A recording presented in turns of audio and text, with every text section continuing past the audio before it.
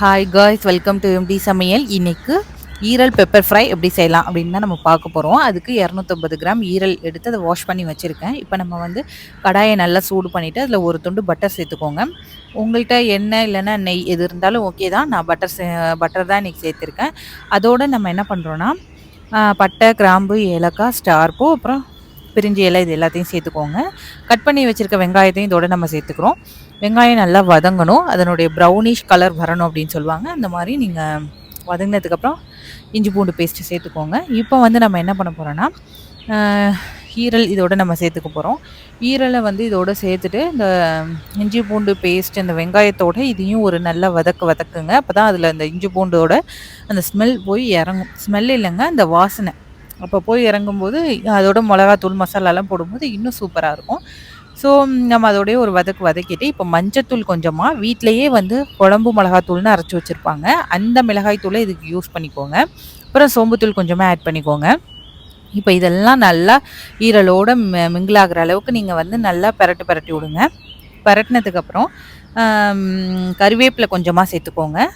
சேர்த்துட்டு கொஞ்சமாக இதில் தண்ணி ஊற்றி ஈரல் வேகிற அளவுக்கு, ரொம்ப தண்ணி ஊற்ற வேணாம், ஈரல் வேகிற அளவுக்கு கொஞ்சமாக தண்ணி ஊற்றி மூடி போட்டு வச்சுருங்க. இப்போ வந்து நம்ம என்ன பண்ண போகிறோன்னா லாஸ்ட்டாக இது நல்லா குக் ஆனதுக்கு அப்புறம் லாஸ்ட்டாக மிளகுத்தூள், ஜீரகத்தூள் இதோடு நம்ம ஆட் பண்ணி அந்த ஸ்மெல்லும் போனதுக்கப்புறம் மேலே வந்து கொஞ்சமாக கொத்தமல்லி போட்டு சாப்பிட்டு பார்த்தோன்னா டேஸ்ட்டு ரொம்ப நல்லா இருக்குங்க. அதோட ஸ்மெல்லும் நல்லாயிருக்கும். ஈரலில் ஒரு ஸ்மெல் இருக்கும் சாப்பிடும்போது, அது இதில் இருக்காது. ரொம்ப நல்லாயிருக்கும். நான் சொன்ன இந்த ஒரு மசாலா மட்டும் போதும். இதை வச்சு செஞ்சு பாருங்கள். ஈரல் பெப்பர் ஃப்ரை சூப்பராக இருக்குங்க. இப்போ நம்ம சேனலில் ஒரு பழமொழி பார்த்துடலாம்.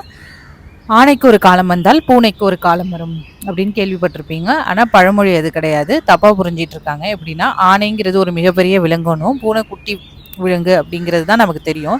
ஸோ ஆனை வந்து பலம் கொண்டது, பூனை வந்து கொஞ்சம் அதை விட வலிமை குன்றியது. ஸோ ஆனைங்கிற ஒரு மிகப்பெரிய சக்தி வாய்ந்த ஆனைக்கு ஒரு காலம் வந்தால் வலிமை குன்றிய இந்த பூனைக்கும் ஒரு காலம் வரும் அப்படிங்கிறத எப்படி சொல்கிறாங்கன்னா, மிகப்பெரிய சக்தி படைத்த மனிதனுக்கு ஒரு காலம் வந்தால் வலிமை குன்றிய ஒரு மனிதனுக்கும் ஒரு காலம் வரும் அப்படின்னு தப்பாக புரிஞ்சிட்டு இருக்காங்க. ஆனால் பழமொழி எப்படின்னா ஆ ப்ளஸ் நெய், அதான் ஆ ப்ளஸ் நெய்யுக்கு ஒரு காலம் வந்தால் பூ ப்ளஸ் நெய்யுக்கு ஒரு காலம் வரும் அப்படிங்கிறது தான் பழமொழி.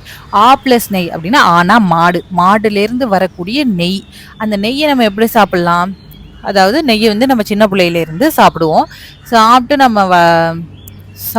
சாப்பிட்டுட்டு தான் இருக்கும்.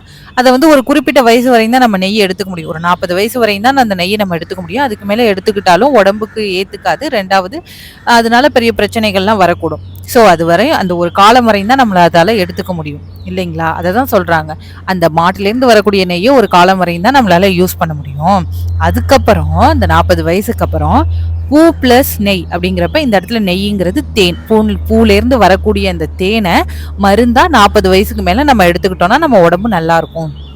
அப்போ ஆனைக்கிட்டேருந்து வரக்கூடிய, அதாவது மாட்டிலேருந்து வரக்கூடிய நெய்யை வந்து ஒரு 40 வயசு வரையிலும், அதுக்கப்புறம் பூ ப்ளஸ் நெய், அதாவது பூலேருந்து வரக்கூடிய தேனை ஒரு குறிப்பிட்ட வயசுக்கு மேலேயும் நம்ம யூஸ் பண்ணுறோம். அப்போ இது ஒரு குறிப்பிட்ட காலமும், இதை வந்து ஒரு 40 வயசுக்கு மேலேயும் நம்ம யூஸ் பண்ணுறோம் இல்லையா? அதை தான் இந்த இடத்துல சொல்லியிருக்காங்க. ஆ ப்ளஸ் நெய்க்கு ஒரு காலமும் பூ ப்ளஸ் நெய்க்கு ஒரு காலமும் வரும் அப்படிங்கிறது தான் இந்த பழமொழியோட மீனிங். இன்றைக்கி ஒரு நல்ல பழமொழி தெரிஞ்சுக்கிட்டோம் இல்லையா? அப்போ ஆனைக்கு ஒரு காலம் வந்தால் பூனைக்கும் ஒரு காலம் வரும் அப்படிங்கிறது கிடையாது.